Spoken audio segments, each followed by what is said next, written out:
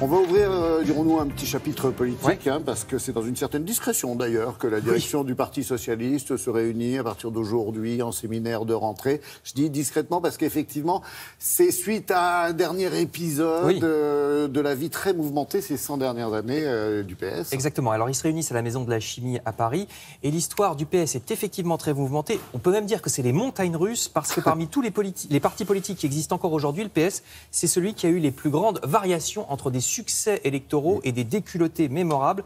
Et ce, dès le départ, parce qu'au début du XXe siècle, il y a plein de petits mouvements socialistes et ils vont s'unir, regardez, ils vont s'unir sous l'égide de Jean Jaurès à partir de 1905. Ça va devenir la SFIO, la section française de l'Internationale ouvrière, c'est le PS de l'époque. Et il commence à engranger des succès électoraux, hein. Voici Jean Jaurès dans les premières années du XXe siècle, mais très vite, patatras, parce qu'en 1920, c'est le congrès de Tours, voici des images de Tours, le Parti socialiste frôle déjà la mort parce qu'au congrès de Tours, la majorité des membres quittent la SFIO pour fonder le Parti communiste, les trois quarts des votants choisissent d'aller au PC et de quitter le PS, donc le PS va-t-il se relever? À l'époque, on se dit, mais c'est la fin du Parti socialiste.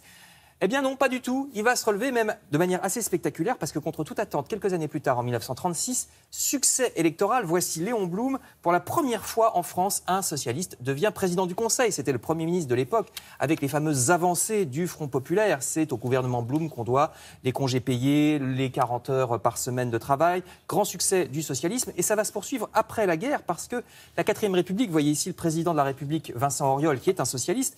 La 4e République sera une bonne époque pour les socialistes. Comme la majorité à l'Assemblée est souvent centre-gauche, eh bien Matignon reviendra souvent à un socialiste. Ici, vous voyez, c'est Guy Mollet qui est à la tribune. Il y en a eu d'autres, hein, là c'est en 56.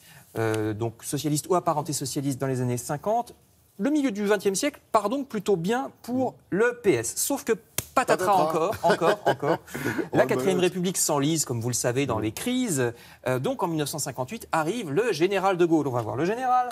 Retour de Gaulle en 58. Et alors là commence une période de disette pour les socialistes. Ils n'accéderont plus au pouvoir pendant pas moins de 23 ans dans l'opposition, avec vraiment des catastrophes électorales absolues.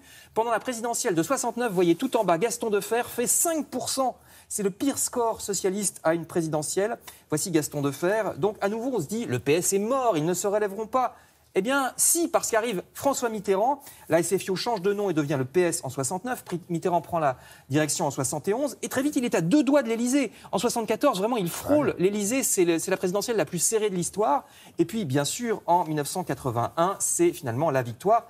Victoire totale, hein, victoire à la présidentielle et aux législatives. C'est la première fois de la 5e République que ça arrive. Exactement. Voilà. Revanche sur Giscard, puis en 88, il sera réélu. Donc en 81, 12 ans seulement après la déroute de 69, le PS se rattrape. Comme quoi, il y a des retournements, je vous le disais, vraiment spectaculaires. Je termine plus près de nous. Vous vous rappelez du 21 avril 2002, le séisme pour Lionel Jospin. Jacques Chirac rencontre Jean-Marie Le Pen au 2e tour et donc élimination de Lionel Jospin qu'on va voir. Personne, ou presque, ne s'attendait à ce que Lionel Jospin soit éliminé. Là aussi, encore une fois, crise au Parti socialiste, ils ne se relèveront jamais, dit-on. Eh bien, moins de 10 ans plus tard, 10 ans après cette défaite de 2002, comptez, 2002 plus 10, 2012, voici ce qui se passe en 2012. François Hollande est élu président de la République, le PS remporte les législatives, aussi même les sénatoriales. C'est la première fois que ça arrive pour les sénatoriales. Donc le PS détient tous les pouvoirs. Qui aurait cru par conséquent que seulement 5 ans après l'investiture de François Hollande, la déroute de 2017 serait aussi complète pour le PS? Je vous rappelle les chiffres, hein, 6% à la présidentielle pour Benoît Hamon et 8% aux législatives 2017 pour le PS. Donc c'est une déculottée, on peut le dire. Est-ce que le PS s'en relèvera ou pas? On verra. Outre le séminaire à partir d'aujourd'hui pour la direction, je vous précise que c'est aussi la fête de la Rose à Frangy-en-Bresse dimanche prochain. Donc j'imagine que ça sera au cœur des conversations. Est-ce que le PS est sauvable ou pas?